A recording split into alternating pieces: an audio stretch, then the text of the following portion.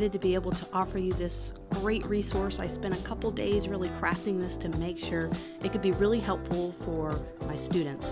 So one of the biggest questions I get is, how do I build a portfolio? And I have classes and lessons that go in more detail about that, but I wanted to provide you guys with a template, a portfolio building template in various sizes, so you can at least have a framework to get started with building your portfolio. And this would be a PDF-based portfolio for sending to clients, for applying to jobs, whatever it is you need a PDF-based portfolio for.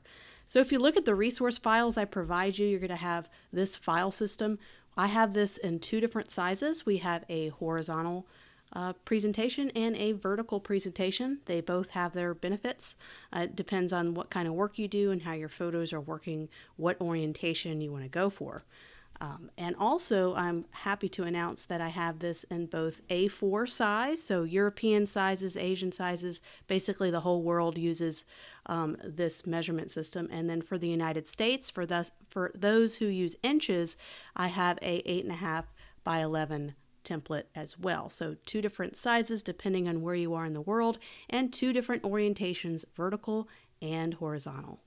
So I wanted to talk a little bit about how to use the template. If you've taken the InDesign basic lessons, then you'll be right at home. You're going to be able to really move around this template without any issues.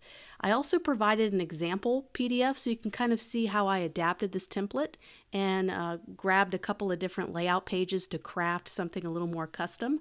So you can kind of see how I've used that in this example. Just kind of scroll through this.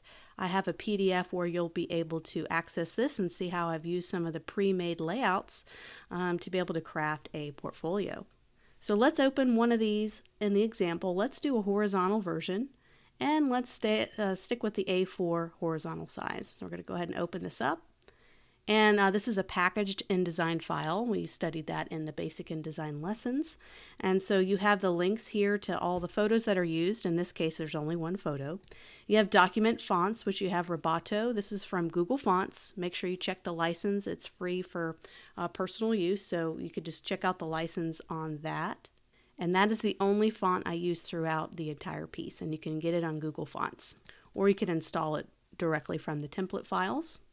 And lastly is two different files. The INDD would be the file that you would open. That's the InDesign file. The IDML is kind of a more universal format that you can open it up. It's kind of more of that universal document. So if you have an older version of Adobe InDesign, this would be kind of the file that you would use if you don't have a current up-to-date version. So let's go ahead. I have the 2020 version, so let's go ahead and open it up. And here's the basic template. I'm going to go ahead and zoom out. You can see all the page layout options you have. I'm going to go ahead and start with page 1. And it's got some basic instructions on page 1, but I figured a video might be a little bit easier. So moving pages around. I'm going to go up to my Pages tab, and we can go ahead and move any of these around. So how do you use this portfolio builder? What I like to do is go through all the different layouts to see kind of what particular case study might match with a certain layout. Of course, all these you can customize. You can move this over and make it go bleed, or however you want to customize it, but they're just some basic layouts that I think are personally effective when displaying different case studies and graphic design projects. So let's say I want to use this one right here. This is the photo overlap layout. It's the 8th layout. And let's say I want to start with that page for my first case study. I can just drag this page all the way up to the top and make that my first page. And same goes for the other ones. I can even duplicate. Let's say I want to have 2 of those in a row. I can right click, duplicate spread, and now I have page 1 and page 2. And you can customize all this as just a header, so I can either say this is my first case study and swap that out with information. So let's say I want to change the color. So I don't really like this color for my headers, or I want to use a different color for each one. And my portfolio for each case study, I decided to go with a different header color so that when people were scrolling through the PDF, they'd be able to identify what pages went with what case study. But let's say you want to have them all change the same. I'm going to go over to my color swatches, my swatches panel. Let's go ahead and drag this out. And I have something called branded color. So this could transfer over in your template. I'm just going to double click this branded color, and I'm going to change it to any old color. Let's say kind of this darker blue. Click OK. And this is global. So that swatch is on all of the headers and also all of the type. So let me go ahead and change that again so you can see. So notice it changed the top, but also all of the headers as well. So you can kind of change that globally. You don't have to sit there and change it on each page. That's what's so nice about having these swatches assigned to specific objects. Let's say I want to drag this photo right in and just drag it right in. It populates. I can right click, go to fitting, go to fill frame proportionately or however you want to fit it, and you can go ahead and do your photo. Of course, we covered a lot of this in my InDesign basic lessons, where you can double click the photo and crop it within the frame, or just click the frame once to change the frame size.